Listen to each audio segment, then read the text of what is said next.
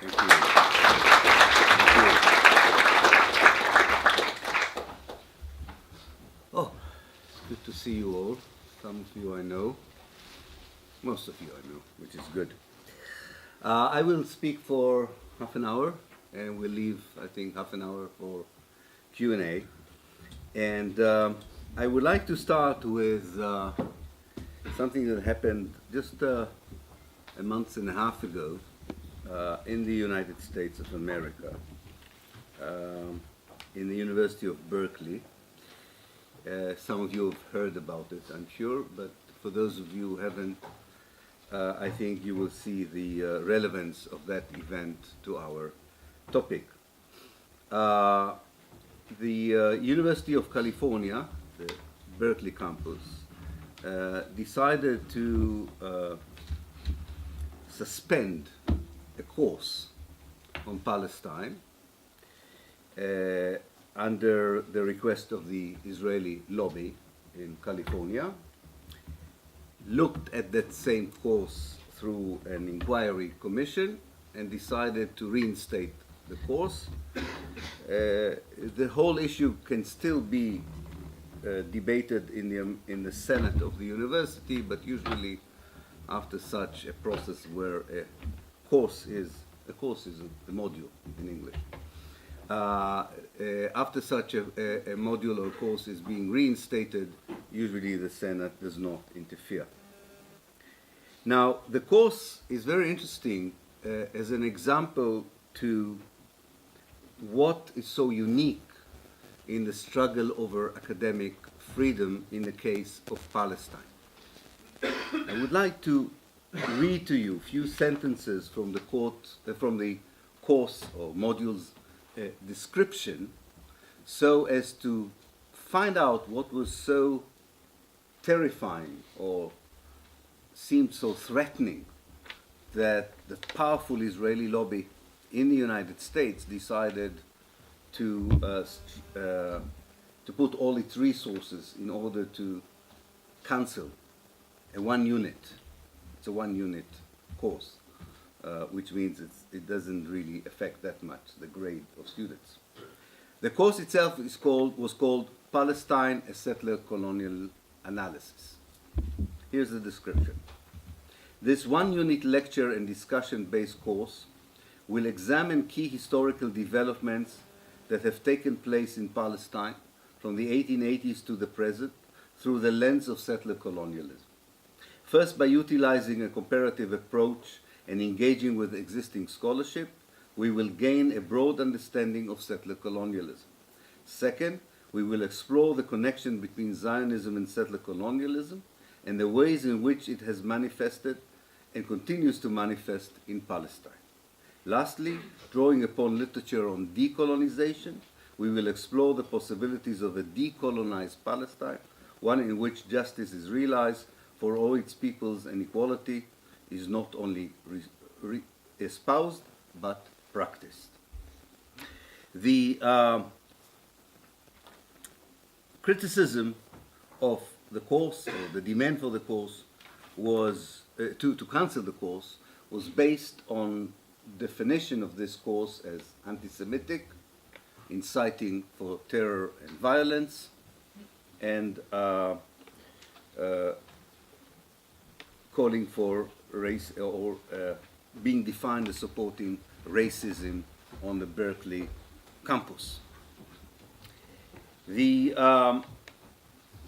university appointed a special committee to look into the course. The committee said that it did the following. One, clarify how a course focused exclusively on Palestine was consistent with the academic mission of the Department of Ethnic Studies. Two, assess whether the course description and syllabus had a particular political agenda. Thirdly, assess whether the stated objective of the course to explore the possibilities of a decolonized Palestine potentially violating the Regents' policy. The Regents' policy in an American university is the kind of the ethical code of what is allowed and not allowed in academic research, which prohibits political indoctrination in the classroom.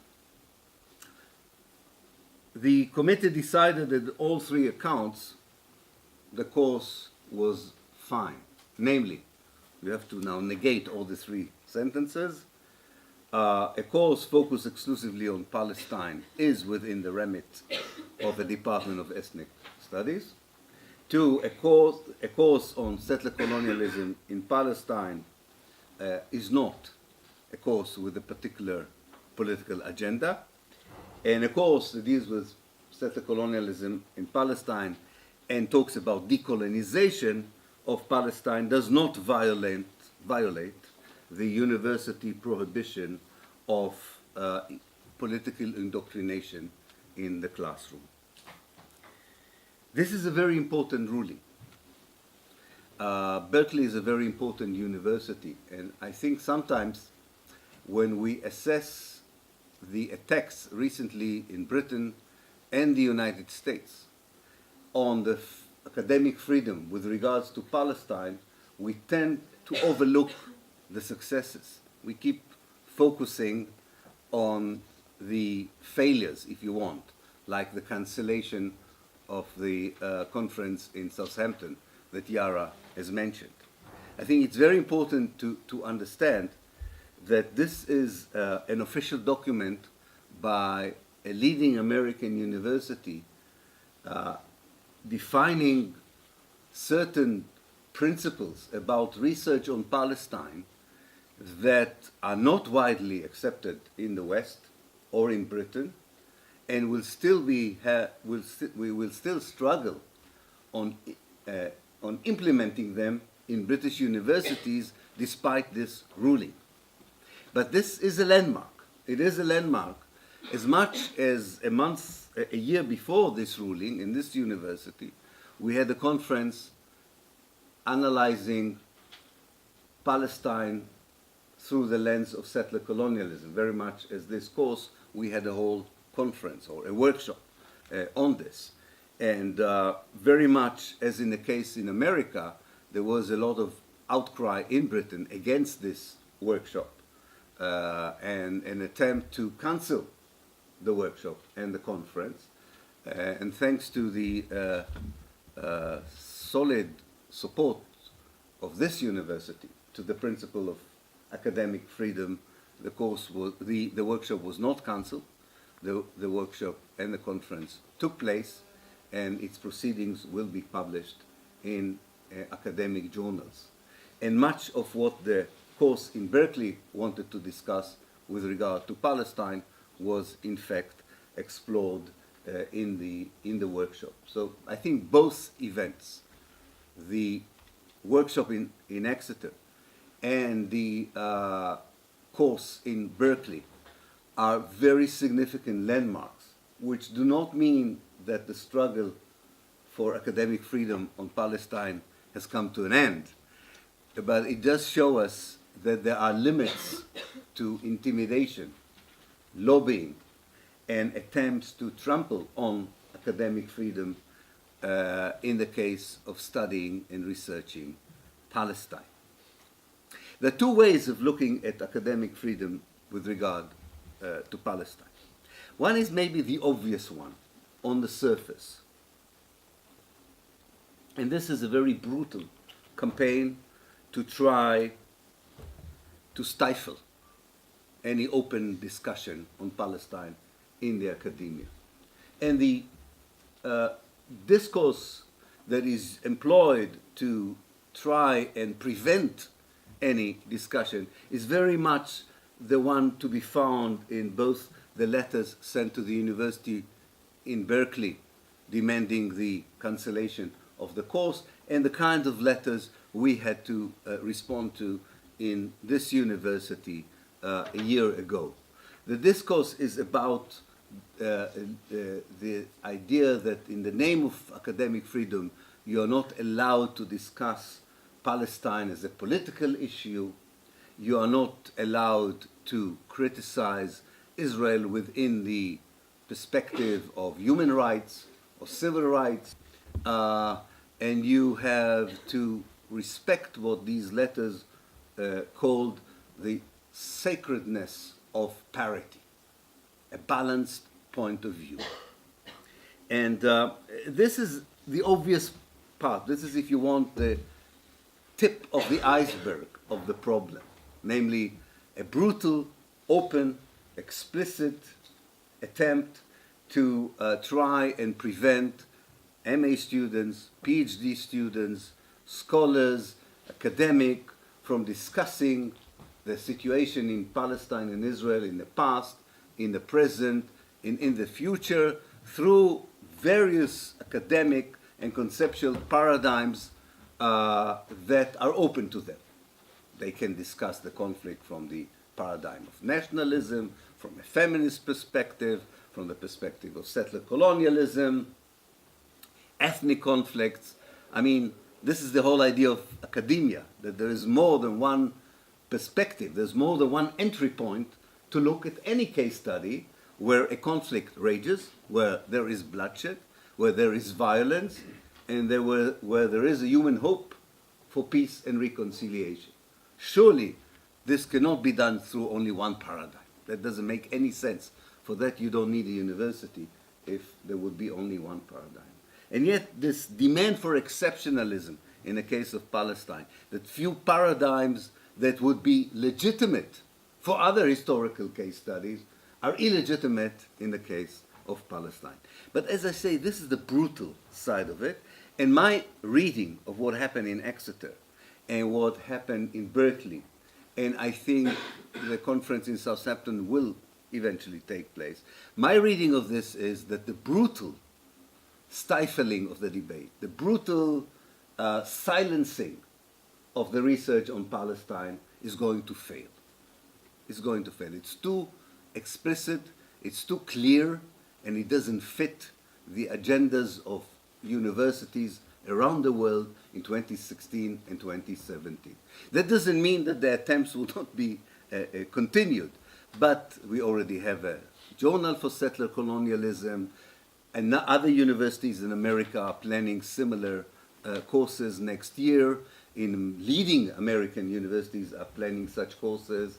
Other universities in Britain are adopting our model of Palestine studies in these universities and are gladly succeeding in convincing the universities to have MA in Palestine studies, PhD programs on Palestine studies. So this particular battle, I think, was won, if you want. What I would like to point out is to the deeper layers of the problem, which are not just about brutal, violent attempt to gag few voices and create a safe environment, academic environment for Zionism and the study of Israel. The deeper roots have to do with layers of academic research on Palestine which will not be easily challenged and transformed by having just a conference here or a course there. They are far more rooted in perceptions, sensitivities, and the Western political culture to be that easily challenged. That doesn't mean that they could not be challenged, but they have to be, first of all, clearly defined, and secondly, challenged in a far more fundamental way than just having a course or a conference. Because Palestine as an academic topic has been researched for more than a century now. And it's important to look at this country, here in Britain, in this country's history of researching Palestine in the last 100 years to understand the foundations on which the biased research on Israel and Palestine rests upon. Because this foundation is far more formidable than the brutal attacks on academic freedom that pro-Israeli lobby groups are exercising ever since probably the attack on Gaza in 2006, when they understand that the academic community of students and of scholars do not remain indifferent to the suffering of the Palestinians. And this has, of course, an impact on both the interest in Palestine, but also on academic criticism on Israeli policies in the present and in the past. Now, what happened in those last 100 years, and what is still with us from that century of academic research? You may be aware that part of what we call academic research in Britain is not only a secular academic research. A very important part of research on Palestine is theological, is religious. We tend not to see it from Exeter, but a very important group of people who would shape the policy towards Israel and Palestine, either as politicians or comment on this as journalists or pundits, do not only go through a secular education. They go also through a Christian, evangelical, Anglican education. And the Anglican Church and other churches in Britain lay the foundation for the modern research on Palestine. And they're still very important in determining the research agenda on the earlier period in the history of Palestine. I would say anything before 1882 comes under the interest of the theological research on Palestine. And they contributed to the idea of the Jewish people as being a nation under oppression during the biblical times, that was exiled under the Roman times and was returning as a liberation movement in the late 19th century. Long before Jewish scholars in Israel were trying to convince the world that there is academic proof to the demand of replacing the Palestinians in Palestine with the returning Jews, this idea as an academic, scholarly project was pushed forward by Christian research centers in these countries and, of course, on the other side of the pond in the United States.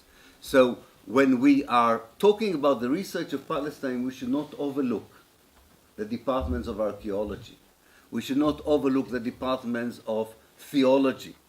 We should understand that a school of thought, like the one that exists in the Department of Theology in the University of Copenhagen, and one that was supported by Kit Whitlam in Sheffield, that believes that the Bible is a narrative and not an historical proof, that believes that the archaeology that was used to build a whole propaganda for the right of the Jews to colonize Palestine, that these views are still in minority in the world of archaeology and in the world of theology.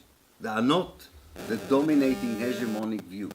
And this is very important to understand, and this is why it's crucial to continue the research on the archaeology in Israel and Palestine from a critical perspective. Not to allow the Muslim period, the Arab period, the early modern period, not to be excavated, not to be reconstructed, because these periods are totally excluded from what one can call the biblical archaeology and theology on Palestine. So this is one foundation that doesn't attract our attention. It's not modern. It's not kind of current, and therefore people tend to overlook it. But do not elude yourself. A lot of the people who have an impact on what happens in Palestine in this country are influenced directly and indirectly by these archaeological and theological notions, and I think it's part of our assignment to challenge this. No less important are the people in this country who deal with politics, international relations. This is another chapter in the research of Palestine. When in the 1950s and the 1960s, after academic research went out of its traditional framework in Oxford and Cambridge, and red brick universities mushroomed in this country, and academic research, especially postgraduate academic research, became more accessible, more expensive, it became also more Americanized. There was a huge American influence on the way social sciences were reconstructed in Britain as an academic profession and the way that their agenda was staged. And one of the things the American influence brought to departments of politics and international relations is a certain set of approaches for studying conflicts, for studying their origins, for studying their duration, and of course, for studying the options for their solution. If I would, for lack of time, if I would try and summarize this American approach, I would say that this is an imposition of the business world on the reality of ethnic, national, religious, and colonial and anti-colonial conflict. You take the approach of a business person when they come to solve a problem, and you apply it to the case of a conflict.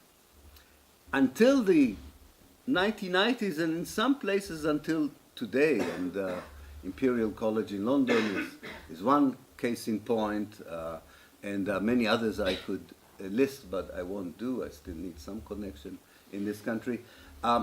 There are leading departments of politics and international relations that if you do what I do, every now and then I look at their courses and their modules. I like to see what kind of approach they are using when they are teaching the Arab-Israeli, as they call it, the Arab-Israeli conflict, when they are publishing their articles in leading journals or books on the topic. And you can see the same American approach that I talked about before. This is an approach which has two main elements in it and is no less important in explaining the outcome in terms of studying Palestine than the brutal attack on the academic freedom. One element in this approach is that the past, history, is an irrelevant factor in an attempt to solve a conflict. Past is an obstacle for peace. And therefore, any course that teaches the Arab-Israeli conflict has to focus on the present realities rather than having a long-term view on what happened before.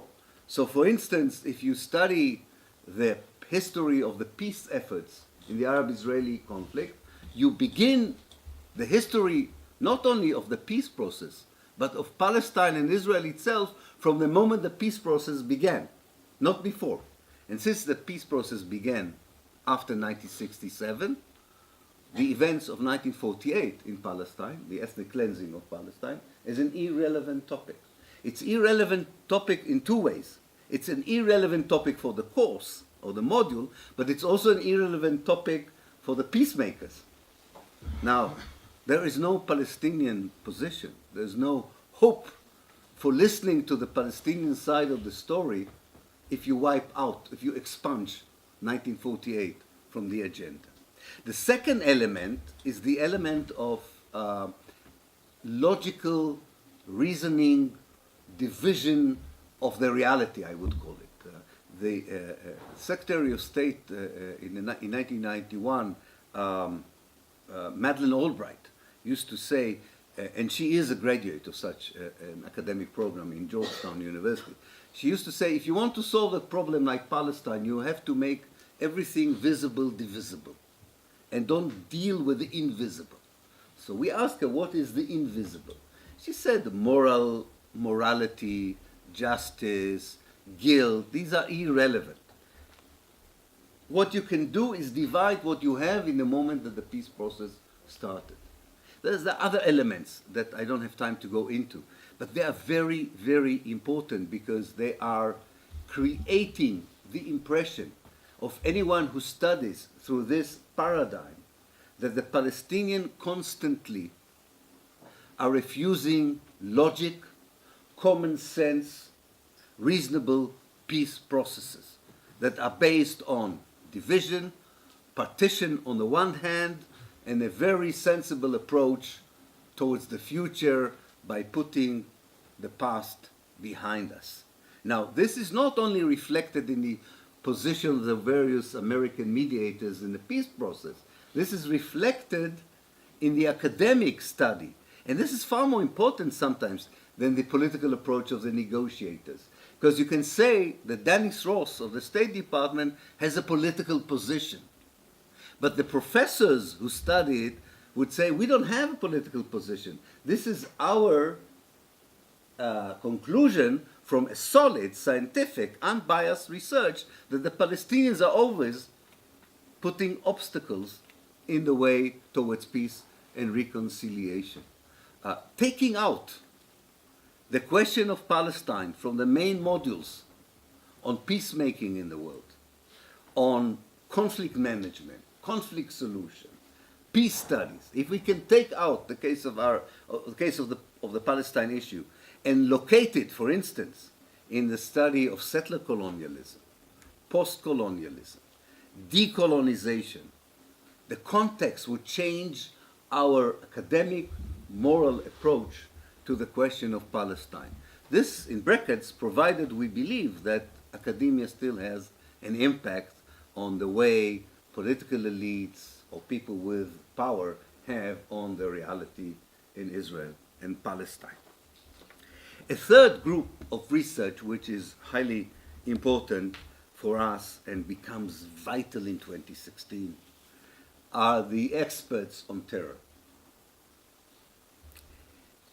I don't know how many of you have tried this, but if you go to the main journals, academic journals, that deal with terrorism, if you read the publications of the various centers in this country for the study of terrorism, I'm talking about academic centers, if you browse through the books of the leading expert on terrorism in this country, you'll be surprised how often the Palestinians are mentioned within the context of terror. And this is, of course, this has a profound impact on our understanding of the history of Palestine, the present reality of Palestine, and the future of Palestine. And this connects me back to why Israel and its friends in the British academia would continue to struggle even more viciously, more brutally, against anyone who would associate in a module, in a conference, in a workshop, the issue of Palestine with settler colonialism. Because the opposite, the antithesis, the classical antithesis to the way you frame the Palestinian struggle within terrorism in general and Islamic terrorism in particular, the basic antithesis is to frame it within the study of colonialism, settler colonialism, anti-colonialism, and decolonization. And it took time for the pro-Israeli elements in this country to catch up. How do I know? Because I really studied thoroughly the correspondence that went on between this university and the people who wanted to cancel our workshop on Palestine as settler colonialism a year ago. I really went thoroughly through the discourse, the text. Two things were very obvious. One, they had no idea what settler colonialism was. But they understood that it doesn't sound good, Israel and settler colonialism, or Palestine and settler colonialism. But, you know, we tried again and again in our negotiations with those who represented these lobbies to say, please tell us what is bad with this. Similar, I read the letter sent to the University of Berkeley by the front organization of the Israeli embassy, Amcha, who sent a long letter explaining why the course should be cancelled. And it was very clear that even they had no idea what the settler colonial analysis means. It was very clear. They had some idea what Palestine meant, but not what settler colonial analysis meant. So that they were slow to catch up with this. They already knew it was dangerous, it was not good for them, but they have built the case against it while they were protesting, trying to enlist non-academics who were more, to their credit, were a bit hesitant to be enlisted to this struggle. Even in our case, in Exeter, I know that they were trying to appeal to, and there are quite a few pro-Israeli historians and sociologists, anthropologists. If you notice, not one of them was willing to put his name into the motion that asked Exeter to cancel the conference. They knew that academically there was very little in it as an act. Politically, yes, they felt the threat. So the first point, you understand that they were slow to catch up, and therefore they have not as yet staged the strategy in full. The second thing is, I would end because I really would like to hear your comments and so on. Secondly, they finally succeeded. They finally succeeded in fusing together the brutal, explicit attempt to stifle any academic criticism on Israel through official or informal courses, workshops, and seminars with the more fundamental issues that I've described today, namely, how should Palestine be taught in the departments of archaeology, theology, political science, and security studies, and strategic studies. And I just gave few examples of this. They succeeded in tying them together. And for this, I have to go back for a moment before I conclude to 2010. In 2010, the Israeli government created something which is called BIG, the Brand Israel Group. The Brand Israel Group is a collection of professionals in the field of public relations all over the world, the top public relation people all over the world, recruited by the government of Israel, you can see from the name, to rebrand Israel in a positive way. And it includes all kinds of campaigns, posters in undergrounds that you might have seen, ads in the newspapers, lobbying with members of parliament or American politicians, influencing the media, and so on. There is also a kind of a more implicit activity that Brand Israel is doing, or BIG is doing, Brand Israel Group is doing, which is not publicized, but is very easy to trace on the ground, and this is all funded by the Israeli government. And this is a more brutal attempt to maintain, I would say, the pillars of the academic research that I have described. Make sure that they are not undermined. And there are various ways of doing it. Some of them I think are very legitimate, and I have no problem with it. For instance, I don't know if you notice, but in this country in particular, there's a wave of new centers for Israel studies. Each center gets about million to $1.5 million a year to make sure that, and I think that's legitimate. I have no problem with that, right? That students will have an opportunity to study whatever they want to study about Israel and Palestine, whether it is archaeology, theology, literature, present politics, or future solutions. They would do it in a secure environment in the Center for Israel Studies.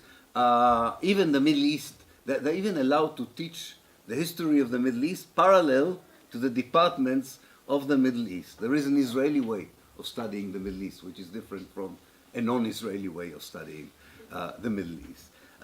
Some of it is pathetic, but none of this, I think, is illegitimate or immoral. There's no problem with that. The problem starts when you can see, and Yara referred to it in passing, but I think you're absolutely right. The idea was that whereas creating parallel worlds of study and research to the general world of research where the Israeli lobby is losing it is legitimate, it's very clear that it would not be enough to create a reality, which I think will happen, where this will not, the case of the course in Berkeley will not be news anymore. It will not be news anymore. In fact, a course that will teach Israel according to the old ideas will become great news because it would be such an exception. So how do you stop it if you can't stop it by creating a parallel world?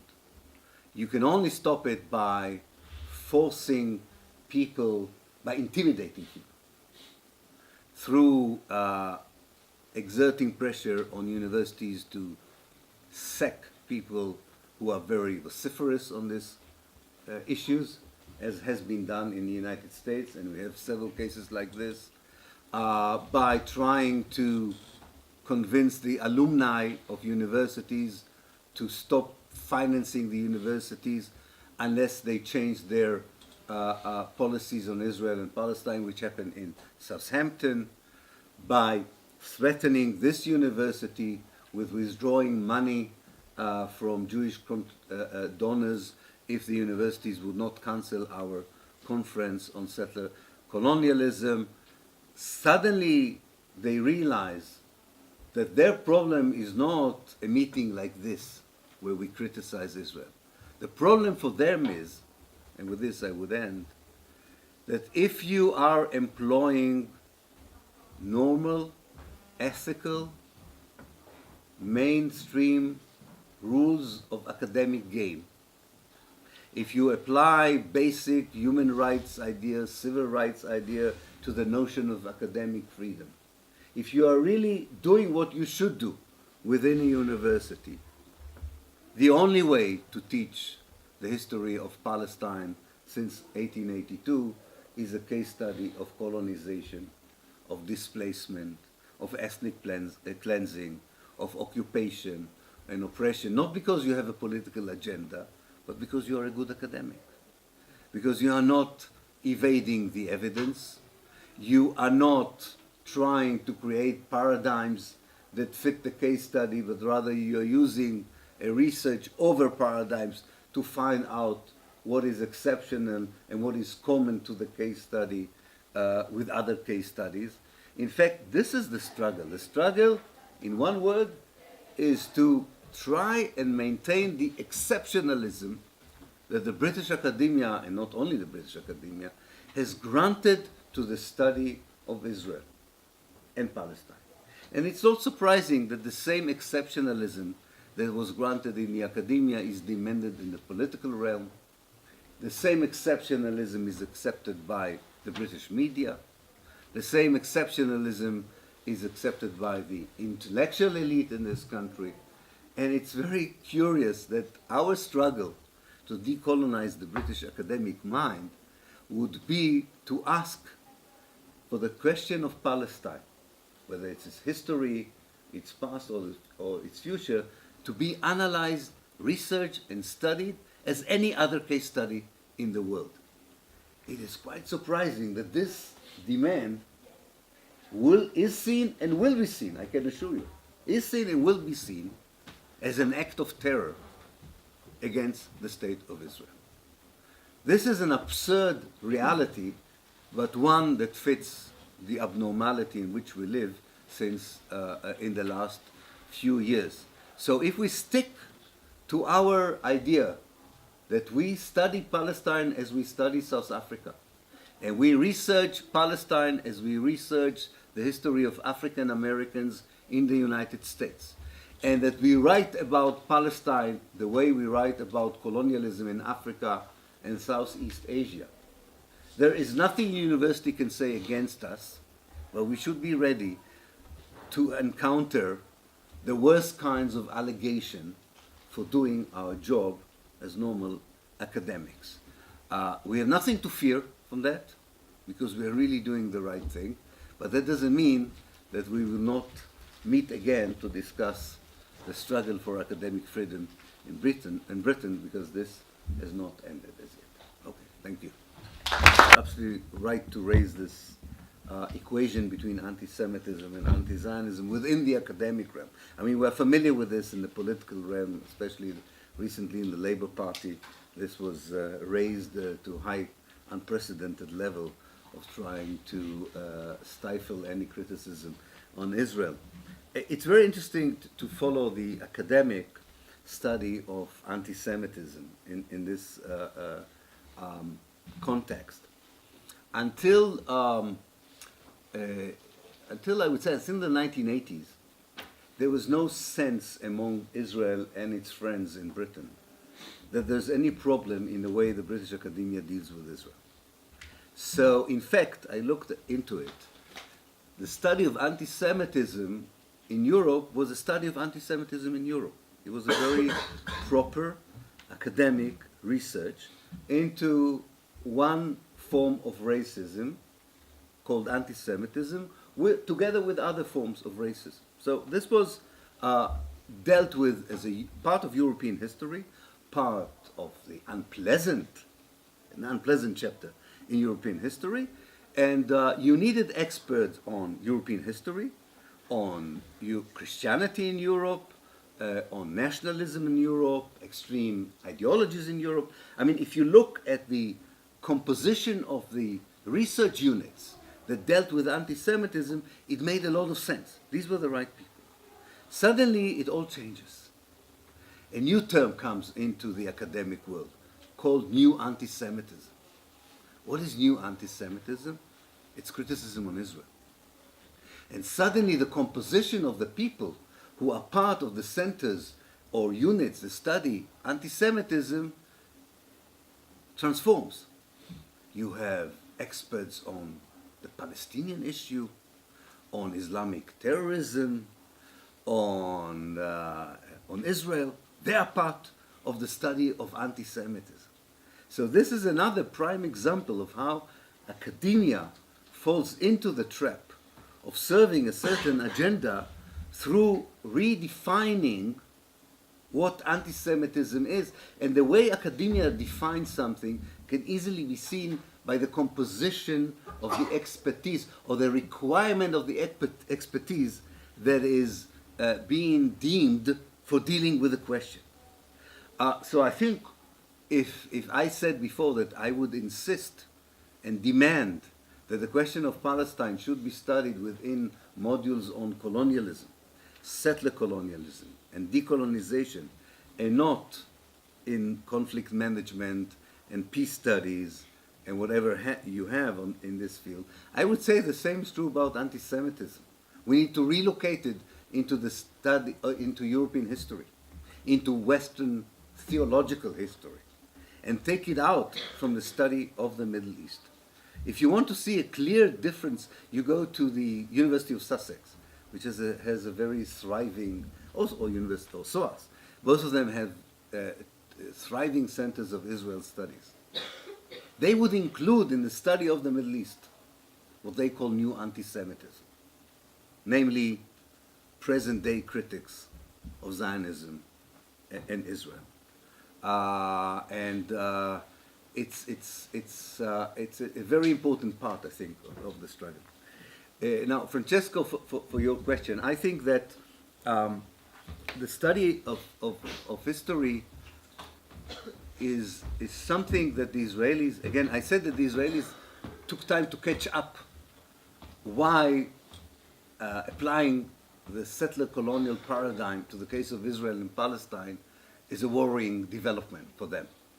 The guts reaction was that colonialism in Israel doesn't sound too good, despite the fact that, of course, when the Zionist movement appeared, it branded itself as the best colonialist project in the world. But colonialism had a very different PR in the late 19th century than it has today. So they know that from a PR perspective, if you associate Zionism and colonialism, it's not good for the state of Israel. But they're beginning to understand a bit more about settler colonialism. And the study of history, especially in the last 100 years, which is parallel to the development of professional academic research on Palestine. It's a century of both research and crucial developments on the ground. What is true to the developments on the ground is true for the academic perspective on these developments. And I would say it in one sentence, and this is that we are still in the same historical chapter. We are still in the same historical chapter. Namely, the chapter of settler colonialism in Palestine is not even a distant history. It's not even a chapter in history. It's a chapter in what we can call contemporary history. As you know, and I know you do, experts on settler colonialism talk about settler colonialism as a structure, not as an event. So we are within the structure of Israeli settler colonialism on the ground. So the study of history actually says that whatever Zionist thinkers said about native Palestinians in 1882 is relevant to what they are doing to Palestinians in 2016. That whatever were the main constituent elements of Zionist ideology in 1919, they are relevant to Zionist ideology in 2016, 2017. And therefore, when you study the history of Zionism in Palestine, or you study Palestine during the time of Zionism, you are studying at the same time the past and the present. And this makes a historical, and they're right in this respect, in their worries. This makes a historical research and analysis of the present reality. But there's one difference between studying Zionism in 1882 and studying Zionism in 2016. This is not anymore about prediction, worst case scenarios, possibilities and probabilities. This is about having a clear, and every year that passes, you have a clear perspective on what Zionism is all about, what is the impact of Zionist presence in Palestine, what is the nature of the conflict, and what are the options for solving it. So in a way, you can say that when you open up the historical research to the period of the last 100 or 150 years, you question, you challenge fundamentally the basic assumptions that fed the peace process in Palestine, that inform the public opinion in Britain about Palestine, that is behind the basic political positions of the leaders of this country on Palestine, and you question the very ideas that underline the peace process in Palestine. So in a way, if we are successful in making sure that the history of Palestine is taught, researched, and studied within the paradigm of settler colonialism, we are dealing with the present as much as we're dealing with the past, but we're also dealing with the future. Now, someone would say, okay, you see, we can go to, what did they call it in Berkeley? They had a word for this. This is the, what was the name of this? The Regents policy. We don't have a Regents policy. We have an ethic codex, okay? The Regents policy, if you remember, says, and this is true about Exeter as it is true about Berkeley. The Regents policy says, prohibits political indoctrination in the classroom. And they would say, we have Professor Pappe on camera saying that studying the history of Palestine is analyzing the reality today and opens up ideas about the future of Palestine in terms of solution. And you can say it's a political indoctrination. You can say this is what proper academics are doing. You can even open up the discussion of what is political indoctrination, and is there really any discussion about present-day conflicts of any kind, neoliberalism, Palestine, that are really devoid of political implications, moral implications? Can I teach in the Department of Economics the crisis of 2008 and claim that I'm an unbiased, objective, pro-neoliberal scholar? I can't. Or either I support the present economic system or I'm against it. I cannot be neutral about the present economic system. So anyway, this is ridiculous, to put it this way. But because nobody, under this definition, everything is either in political indoctrination or everything isn't political indoctrination. The study of history gives an idea for the added value of an academic research. Because you can't expect a politician in the House of Commons to give a short background on settler colonialism in Palestine when he or she want to move a motion to boycott Israeli goods in the occupied territories. You can't expect them to say, let me begin by telling the House that settler colonialism is a structure, and I quote Patrick Gould. It won't happen. The media, anyway, it becomes more and more superficial in the 21st century. It's sound bites. They don't have the time, the patience, or the presence of mind to give wide exposures. So it's up to us to insist that this is relevant to all of us who are interested in Palestine for whatever reason, to be aware of that history and not to neglect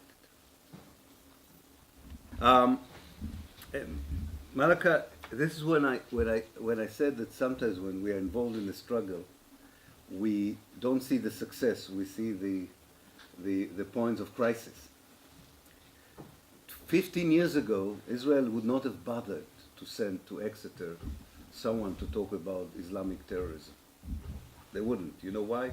Because they would have felt that the production of academic knowledge is going perfectly well. There's no need to send extra forces to put across pro-Zionist views or Islamophobic views. In fact, this is a sign that they are feeling that they need to embolden their position by sending such people. You haven't been here for the last 30, 40 years. I've been a student in the late 1970s. There was no need for the Israeli embassy to send anyone to Oxford to talk outside the curriculum about positions which were pro-Israelis, because everyone was talking the pro-Israeli discourse in the classes, in the modules, in the tutorials. In fact, the only ex-curriculum talks you had were by Palestinians and pro-Palestinians, because we felt we needed to challenge the discourse. Having said that, you asked a legitimate question. As activists, how do we deal with this? And I think that we have here an issue of freedom of speech, namely that we should tolerate even the worst kinds of things that we don't want to hear. That's the idea of university.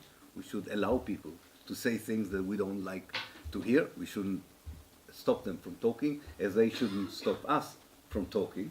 On the other hand, if we think that they are morally repugnant, that they are violating our dignity, our sensitivities, we should use democratic ways to respond, whether it is a demonstrations, whether it's a demand from the university to consider whether they want people who incite for violence to come and talk here.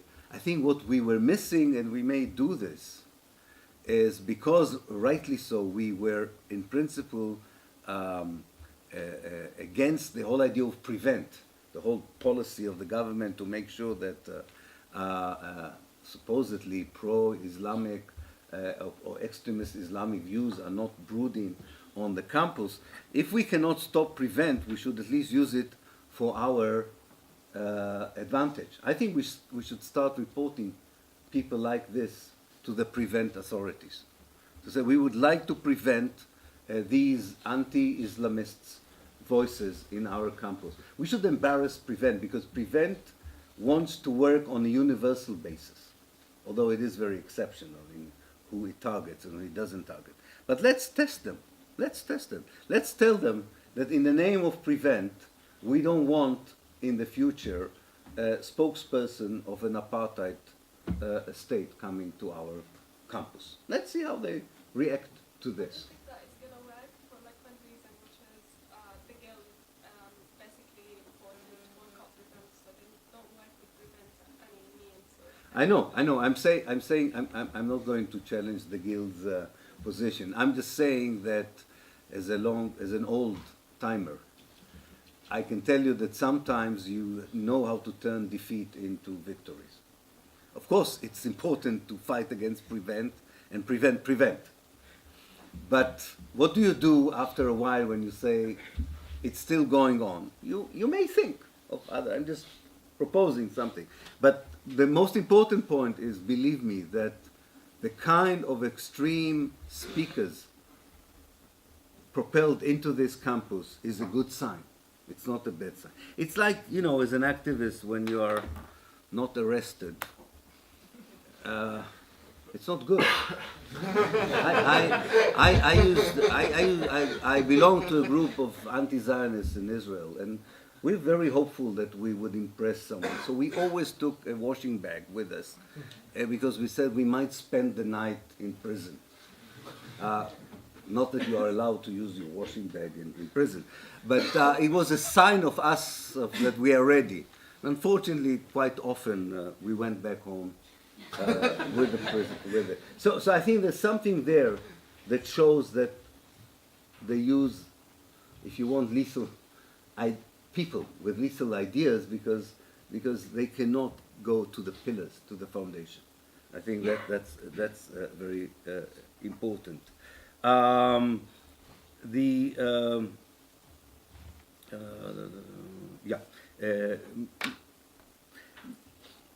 My own kind of personal, by the way, I should say to you that there's a very good talk. I don't know if it's a very good talk. It should be a very good talk. Tomorrow there is a talk in the Institute of Arab and Islamic Studies by Avigail Abarbanel, who is a psychologist from Inverness in Scotland, who wrote a book about 25 Jews and Israelis who went through the transformation from being either Israeli citizens or pro-Zionist Jews into severe critics of the State of Israel, each one of them with his own experience and understandings. So that's probably, she would probably have a better answer to your question. I think that what is really important is to understand that as long as Israel deems itself as part of the Western world, and as long as it deems Israeli Jewish citizens as part of the Western world, it doesn't deem its Palestinian citizens as part of the Western world. That's why if Palestinians do what I do, they pay a much higher price.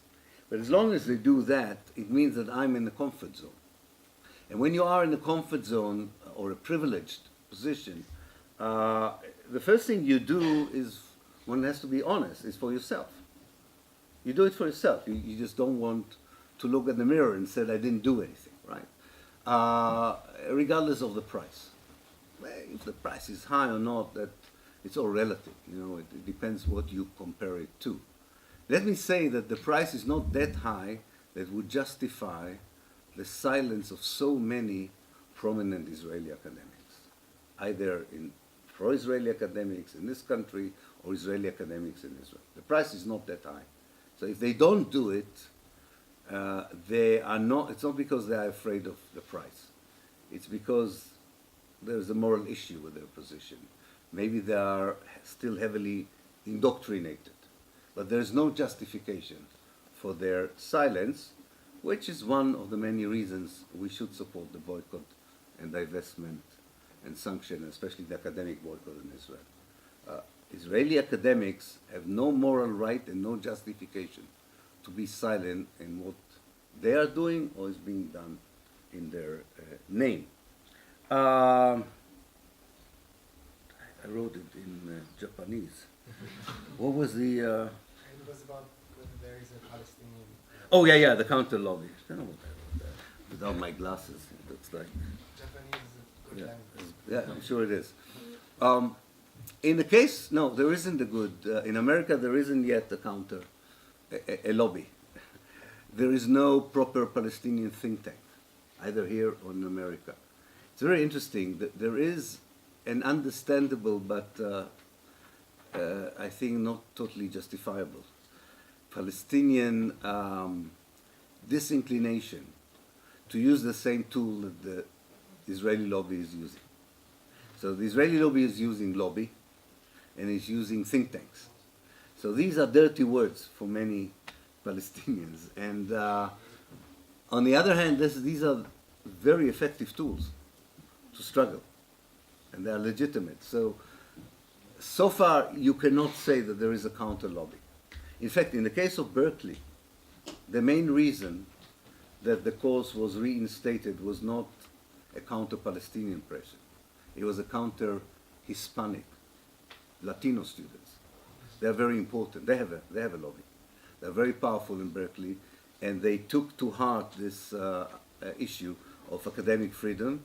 And I think it's mainly because of them, not because of the Palestinian or Arab students, that this was reinstated. Yeah. But when you speak about think tanks, when you say the Palestinian think tank, I assume that there is an Israeli think tank. But what do you mean exactly? Is there a think tank that just focuses on Israel, or there is a think tank like Stratfor or whatever? No. That they cover Israel in a pro-Zionist perspective? Because there are obviously some think tanks that I know, for example, from my home country, it's Turkey, and they cover Israel and Palestinian conflict as well. And they most likely are covering it from a more pro-Palestinian perspective. So what do you exactly mean when you say a pro? I was talking about Turkey. I was talking about the West. Talking about America and England. I don't talk about Turkey. There are no pro-Palestinian think tanks in America. And there's no pro-Palestinian think tank in the whole of Europe. No, think tanks in the case of Israel work in two ways. They work either specifically on Israel, namely they produce with the help of academics, policy papers, proposals, and they feed the mainstream media, the main politics. That's one way. Or they work within an ideological worldview that fits the Israeli agenda, as was the case with the neocon think tanks. Now, the neocon think tanks were the ones who also propelled the American invasion of Iraq and the occupation of Afghanistan. But they also looked at it in conjunction with Israeli interests.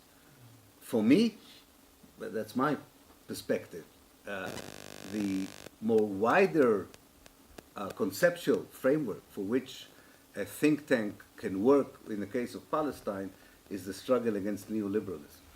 For me, a worker and a Palestinian are the same victims, are victims of similar phenomenon of dehumanization and elimination. And I think if we can connect and fuse the struggle for a more just society, challenging the evils of neoliberalism in the Western society, and connect it to the struggle in Palestine, a struggle for human rights and civil rights, we have a much better chance of challenging the mindset on Palestine. For this, we need the Palestinians to move a little bit out of the nationalist discourse to a post-nationalist perspective. It's very hard for them, understandably, but they would need to do this. And this will also help to overcome the dissenting voice, the kind of internal dissent and fragmentation that the Palestinian movement, as you know, has in it. I think we have a common struggle here for fusing social justice with moral justice and decolonization. For that, you need a think tank. You need people to sit and think and conceptualize activism activism that is not fueled by strategic, philosophical, and conceptual thinking. Activism like this is very enthusiastic, but it doesn't have a proper orientation. It doesn't have a proper road, and we've seen what happens when activism doesn't have a conceptual framework in the Arab Spring. We need an orientated, channeled energy, not energy which maybe is just, but has no destination. The first point about academic freedom. I don't think that don't misunderstand me, I don't think that if we are doing even quantum leaps in the case of academic freedom, that we are going to change the reality on the ground. This is something to do with the power of narration.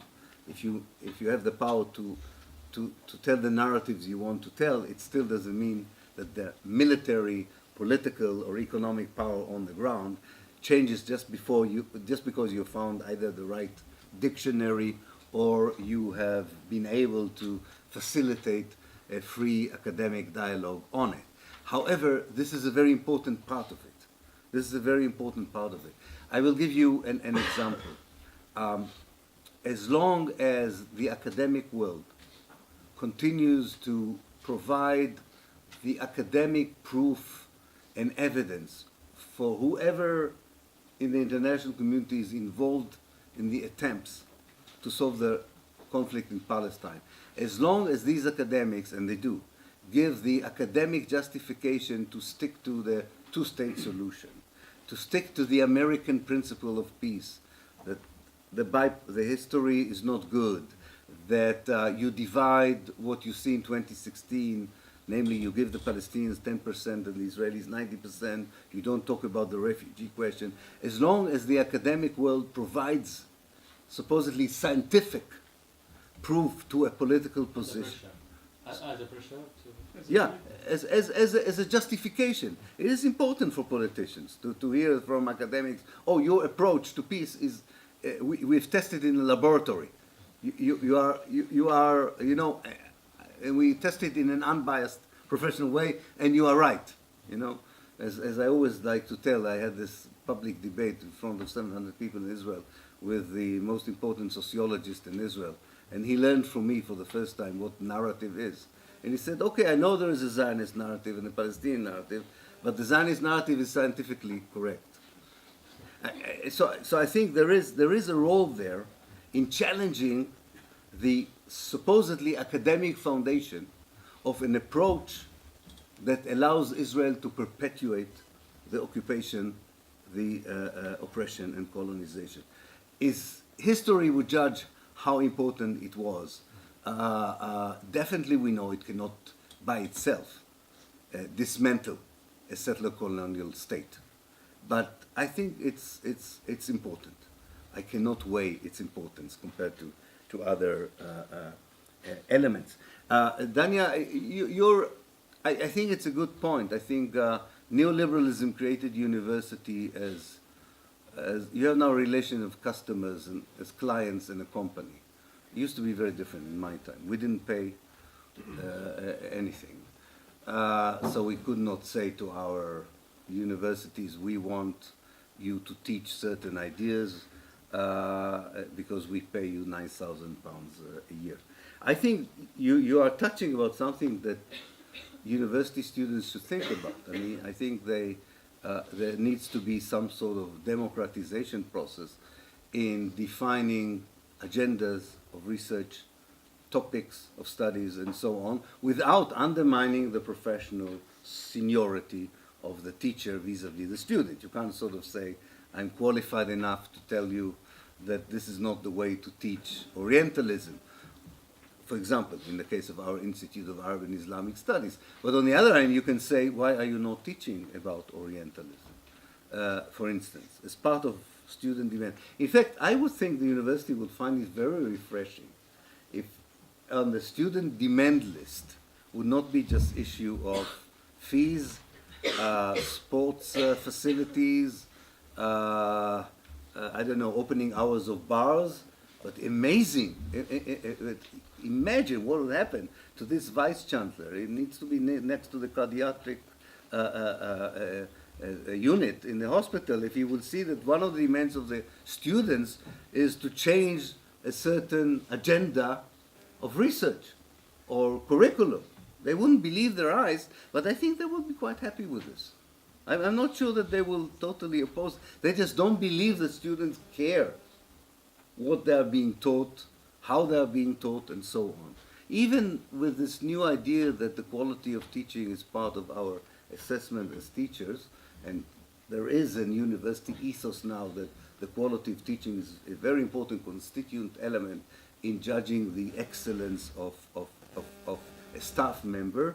The quality of teaching, I think, is much more connected to whether the professor responds fast enough to emails, whether they're giving nice enough grades, whether they are nice to us in the classroom, and so on. I haven't seen in any of the dialogues content dialogue. So I think it's a good point for students to think about. And finally, about violence. You know, it's a very interesting issue for discussing. And my entry point to this would be the Declaration of the Indigenous People. I don't know if you're familiar with this. The Declaration of the Indigenous People, I think from 1988, has a very nice definition of when do oppressed people use armed struggle against oppression, colonization, and so on. It says it is justified and it's usually used as a last resort. Now, it is true that under the, if you examine closely the prevent definition of terrorism, it's quite likely that the Convention of the Indigenous People in the World, as well as the United Nations definition of the right of self-defense, would be regarded by prevent as incitement for terrorism. Which is good stuff. It's good stuff for us. So I think that when you apply the idea of settler colonialism, you're right. You're talking about an anti-colonialist struggle. You talk about anti-colonialist struggle, we can say it on a day after Fidel Castro died. It includes an armed struggle to liberate colonized people. Absolutely true. Violence is used by state, violence is used by empires, violence is used by people who fight against states and against colonial powers. You want to discuss violence within studies of pacifism, Quakerism, Buddhism, absolutely right to do so. Non-violent ideologies are part of decolonization as well, but you cannot a priori decide that you analyze armed struggle of oppressed people only in a way that totally invalidates it, that does not give it any legitimacy. This is hypocrisy. Because if this is true, any act of the British Army should not, any analysis of any act of the British Army should be invalidated as an act of terrorism. And it will never happen. So I think we have a wide perspective here to discuss armed struggle in an academic way with various options, and not be afraid that immediately when we do this, people would say to us, they will say to us, you're incite for violence, you do that, but you know, we have some good international law documents to rely on, that the people who are so keen to fight what they call the war of